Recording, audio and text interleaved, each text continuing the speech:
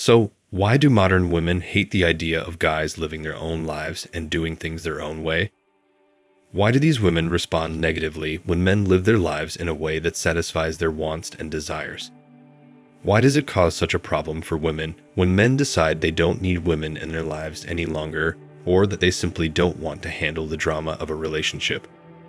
Men are told what they want by women and feminists, but women often complain when men do exactly as they want, or let's say, as equally as they want things to be.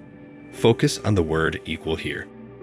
You've probably seen this happen, which defies logic because it's not necessarily an indication that a man is searching for something novel when he asks a woman for something extremely specific, and she practically gives it to him. When feminists say they desire equality, they don't actually mean it. For instance, women genuinely want a man to listen to them when they want him to confront them. Their ultimate goal seems to be to stir up gender conflict in society. Hence, it's not exactly what a woman wants when she asks a strange, persistent man to leave her alone, and only attractive men approach her in general. She still wants the beta men to talk to her, so she can successfully place them in the friend zone and take advantage of them in other ways, either financially or emotionally. According to theory, feminists who support gender equality should be excited by men's autonomy. It's like a group of men that treat women with the same level of contempt that women frequently exhibit towards men. Nevertheless, unhappily, they choose excellent outcomes over extraordinarily high accountability. Developing the heart and mindset of a guy who works harder than they do and provides for them throughout his life is the only way to secure a high-quality result. Males are expected to carry out more work while giving women a larger portion of the benefits. It is challenging for the women who are battling for equality now that some men have realized this and are backing off. If males are told that they are needed because they are expected to accomplish much more than their fair part and provide women at least half of the wealth, they will be able to recognize when they are being exploited. Contrary to what some women might argue, if men actually were absolutely equal to women, more men would choose their own path and go their own way, which is not something that women are happy with either. Why do I say this? Because if men and women were actually equal, then men really will have to be competing and living with women who will have the characteristic of men. And that's not something that men like in women. That's not something that all women can be like, to be honest. What about being feminine? Is that a dying concept now? The feminists and other mecto critics are not on our side because if they were, women would support males who choose to live alone, and our numbers would keep increasing. My theory is that a majority of women are nothing more than bluffing gamblers seeking to win a man's affection. If the man points out the awful hand that she's been dealt, she will basically make him feel guilty for doing that and humiliate him for it. They will frequently be cast aside if the male continues calling the woman's bluff despite her embarrassment. Relationships operate in this manner, but in our culture as a whole, women are bluffing and claiming to not need men. And guess what? Men are also saying things like that. Women are labeling MGTOW men as women haters and condemning us when in reality all we're concerned is the preservation of our identities and peace. We're essentially calling women's bluff by going their own way. Women will never be in favor of us making our own decisions because they depend on us for survival. If they don't, society collapses and they lose everything. However, if they did, we would see them for what they are actually, by toddlers acting like grown-ups. You are not automatically a man just because you put on a pair of pants, sweetheart. The only possible explanation for women liking other women and living together and working is because women are allowed to enter the workforce and generate enough wealth to support themselves. Since it's unlikely that women built their houses or founded the businesses or government organizations that the majority of these women work for, there aren't actually any women going their own way. Women can only attempt to forge their own paths once all of the labor has been completed for them and all of the resources are in their possession. They don't like MGTOW since the labor and resources are still controlled by men, which is understandable. They criticize the MGTOW movement because it prohibits them from having control over the resources. Again, women are hesitant to speak it out loud since doing so would reveal their inability and demonstrate that they actually depend on men far more than they realize. Women who like other women would vanish overnight if women weren't permitted to work in the workforce as they were in the 20th century, because they would all be looking for husbands to support them. Instead of their intimacy, they would be more concerned with how much money they were spending on their lifestyle. They wouldn't be thinking about being physical at all. Only in the middle to late 20th century did women have access to a lifestyle where women could be romantically involved with other women in public.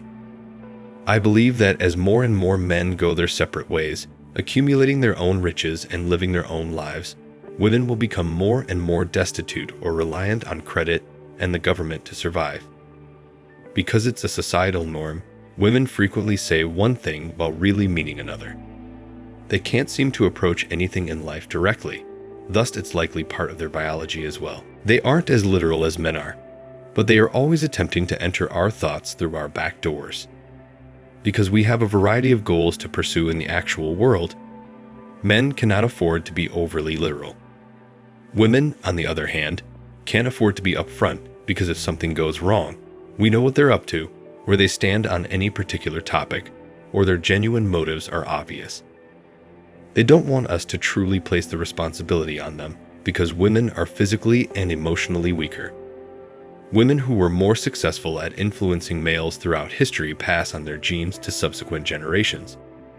They despise Megto because it contradicts what they say, and they are angry with us because we took their words literally rather than just taking them as a test and placing them in our proper position.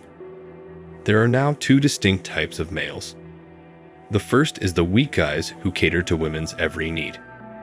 And the second type is the blue pill, which seeks to satisfy women in order to be intimate with them and find true love.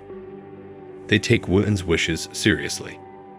Then there are the guys who go their own way and also take women's claims that they don't need men seriously. They argue that if this is the case, receiving intimacy and taking all the risks are no longer sufficient reasons for a man to remain in a relationship. Men used to experience less agony and suffering when they died in war, at least in the past. However, nowadays, a man who gets divorced and loses his house, children, wife, and sense of purpose is in a far worse situation than a man who dies on the battleground.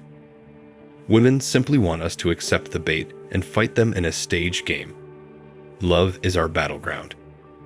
Projecting vulnerability gives women power because it encourages men to step up, get engaged, and take care of them. However, as women showcase more and more authority, males will go their own way and seek out other motivations for living in addition to defending women. Why should we still be here if women don't require our protection?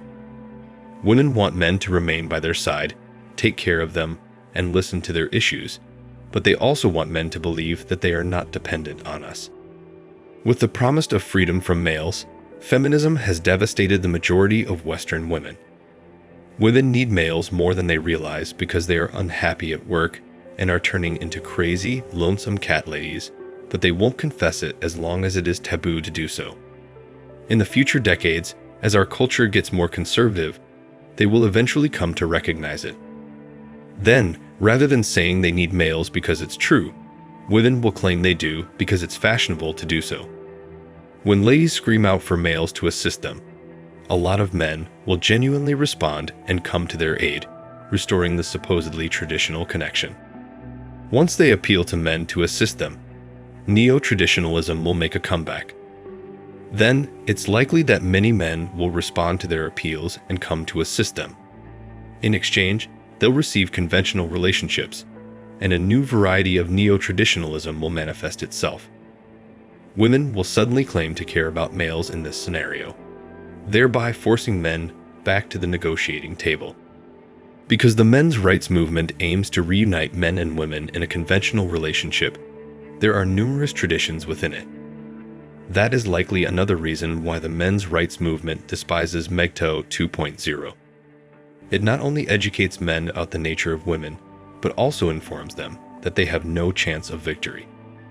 Because they are mostly married and serving as white knights for the women in their lives, males in the men's rights movement sometimes struggle to adequately protect men. Their attention is first dispersed and not concentrated in one spot. But with Megto, we speak the truth and are not frightened of what others may say, even if they are liberal lunatics. Because we won't fit neatly into the gynocentrism box that males are meant to fit in. Feminists despise us. You may either choose to be a conservative man or a man who acts like a feminist. Feminists only want to give males those two options since women benefit regardless of what they choose. We decide against selecting either option because we understand that both are gynocentric and that there is no way to win in either case. Instead, we choose to remove ourselves from the situation by walking away. The issue is that there is no formula that predicts when males will stop talking to women and walk away. The feminists secretly know this, but they are afraid to admit it for fear of frightening away all the eager slaves they now have. Instead, they just criticize guys who go their own way, branding us as men who like other men because we aren't interested in becoming a woman's slave. They also accuse us of being misogynists in the hope that by doing so, we would all lose our ability to interact with women. They want us to worry about losing our ability to have access to our intimate selves. They despise us additionally because we truly inform other males about the realities of modern life. Men's independence occasionally conflicts with their beliefs of feminism and supremacy, even though it promotes actual equality. They are superior because we must play the game and follow their rules. They want subjects, but we've chosen to go into exile. The influential males will eventually leave the nations where they are valued if feminists continue to ruin our cultures by importing sizable conservative populations. Guys who prefer to act independently tend to stay away from women and refrain from playing. Instead, we decide to stay in the grubby liberal cities. As a result, we accumulate more wealth and alienate the women who are disillusioned when they see what they are unable to acquire. That's it for today. Thanks for watching Man Reacts. Leave us a comment and let's discuss this further.